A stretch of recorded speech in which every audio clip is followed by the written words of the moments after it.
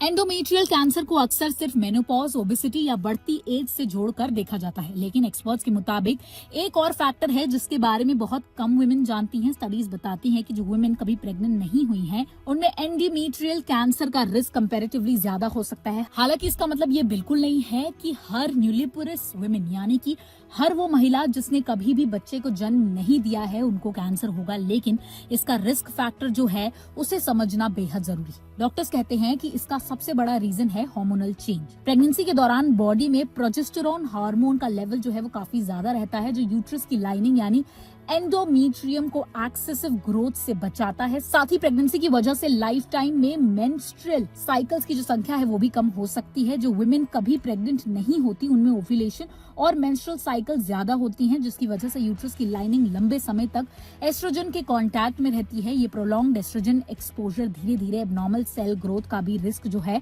वो यहाँ पर बढ़ा सकता है। एक्सपर्ट यहाँ पर ये भी बताती हैं कि जो वुमेन इनफर्टिलिटी PCOS यानी कि पॉलीसिस्टिक ओवरी सिंड्रोम, जिसे अब PMOS के नाम से जाना जाता है, या फिर इरेगुलर ओव्यूलेशन से सफर करती हैं, उनमें भी एंडोमेट्रियल कैंसर का जो रिस्क है वो बढ़ सकता है। इन कंडीशंस में बॉडी में एस्ट्रोजन का इफेक्ट ज्यादा और प्रोजेस्टेरोन का इफेक्ट कम हो सकता है, जिससे यूट्रस की लाइनिंग मोटी होने लगती है और इस कंडीशन को एंडोमेट्रियल हाइपरप्लासिया कहा जाता है, जो कुछ केसेस में कैंसर में बदल सकती है अगर टाइम पर इसका ट्रीटमेंट जो है वो ना मिले। लेकिन सिर्फ प्रेगनेंसी हिस्ट्री ही डिजीज की वजह नहीं होती। Obesity, diabetes, high blood pressure, बढ़ती age, family history of hereditary cancers और बिना प्रोजेस्टेरोन के हार्मोन थेरेपी लेना भी एंडोमेट्रियल कैंसर के रिस्क का मेजर फैक्टर बन सकता है। इसलिए किसी एक फैक्टर को देखकर घबराने की जरूरत नहीं है। अच्छी बात यहाँ पर यह है कि एंडोमेट्रियल कैंसर अक्सर अर्ली स्टेज में डिटेक्ट हो जाता है, क्योंकि इसका सबसे common symptom abnormal vaginal bleeding होता है। अगर पीरियड्स के बीच ब्लीडिंग हो, मेनोपॉज के बाद ब्लीडिंग शुरू हो जाए या ब्लीडिंग का जो पैटर्न है वो अनयूजुअल लगे तो इसे बिल्कुल भी इग्नोर ना करें और